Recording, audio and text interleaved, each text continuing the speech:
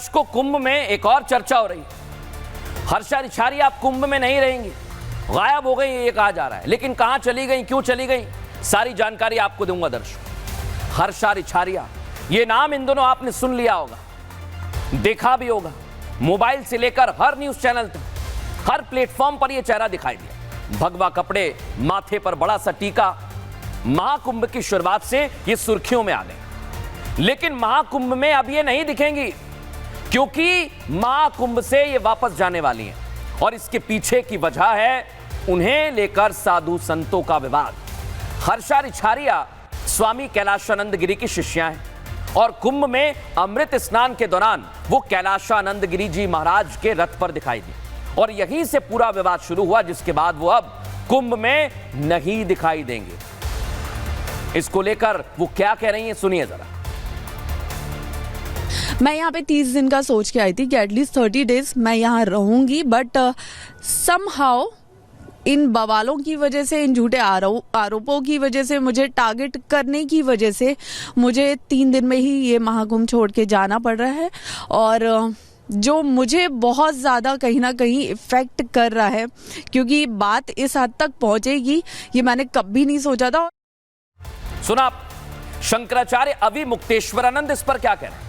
ऐसी परंपरा शुरू करना गलत है, यह विकृत मानसिकता का नतीजा है। कुंभ में चेहरे नहीं, हृदय की सुंदरता बहुत जरूरी होती है, बहुत अच्छी बात की, और संतों के रथ पर जगह देना बिल्कुल गलत है। इसे लेकर आनंद स्वरूप काली सेना क्या कह रही है, महाकुंभ मॉडलिंग के लिए नहीं है, कुंभ है जप के लिए, तप के लिए, ज्ञान की गंगा के लिए, और इस पर एक्शन होना चाहिए, कार्रवाई होनी चाहिए।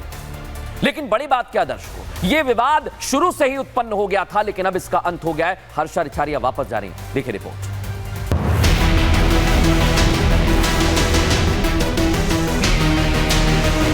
नमः पार्वती पते हर हर महादेव शंभू। महाकुंभ की शुरुआत हुई तो एक चेहरा सबसे ज्यादा सोशल मीडिया पर वायरल हुआ। वायरल होने की वजह उनका पहनावा था, जो बिल्कुल साध्वी जैसा ही था। बस यही पहनावा उनके लिए मुसीबत का कारण बन गया। स्वामी कैलाशानंद गिरी के रथ पर अमृत स्नान के दिन जब स्नान करने पहुंची तो विवाद होना शुरू हो गया। साधु संत विरोध में खड़े हो गए। अमृत स्नान का जो अनुभूति रही है वो शायद मैं शब्दों में बयान नहीं कर सकती हूँ, लेकिन हाँ, मैं खुद को भाग्यशाली, सौभाग्यशाली मानती हूँ कि मैं उसका हिस्सा बन पाई। विवाद के बाद पहली बार रिपब्लिक भारत से हर्षा रिछारिया ने एक्सक्लूसिव बातचीत की, और उनके पहनावे पर सवाल उठाने वाले लोगों को हर्षा ने जवाब दिया कि वो युवा आज सनातन से दूर हो चुका है। अगर वो सनातन से जुड़ने के लिए आगे आ रहा है तो उस पर इस तरह विवाद करना बिल्कुल ठीक नहीं है। कि आपको ऐसे लोगों का साथ देना चाहिए। अगर ऐसे भटके हुए युवा जो अपने धर्म से, अपनी संस्कृति से भटक रहे हैं, वो अगर धर्म में वापस आ रहे हैं तो आपको मतलब खुशी से उनका वेलकम करना चाहिए, उनको गले लगाना चाहिए। लेकिन यहाँ पे जो चीजें हो रही हैं वो बिल्कुल ही उल्टी मुझे देखने को मिल रही है। हर्षा खुद को साध्वी बताने से इनकार कर रही हैं। उनका मानना है कि अभी तो वो सनातन को जान ही रही हैं, लेकिन अफसोस है कि उन्हें 3 दिन में ही वापस जाना पड़ रहा है। लेकिन रिपब्लिक भारत से बातचीत में उन्होंने अपने सफर को बहुत अच्छा और खुद को सौभाग्यशाली बताया। एक नाम जो अपने दिमाग से नहीं हटा पा रही हूँ, वो नाम है आनंद स्वरूप जी का। भगवा रंग हमारे सनातन धर्म की पहचान है, हमारे सनातन संस्कृति की पहचान है।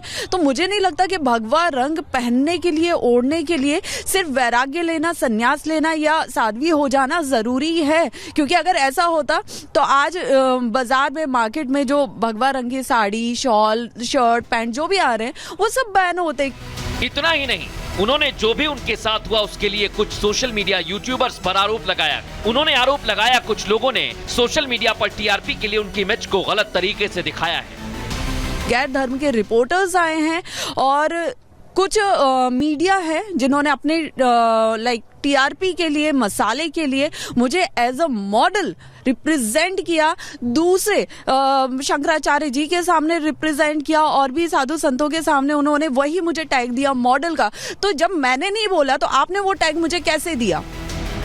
महाकुंभ से सुर्खियों में आई हर्षा रिछारिया अब महाकुंभ से लौटने वाली है, लेकिन वो अपने पीछे एक मलाल छोड़कर जा रही हैं कि वो पूरे महाकुंभ में अपने गुरु के साथ नहीं रह पाई, और ये दुख जीवन भर उनके साथ रहेगा।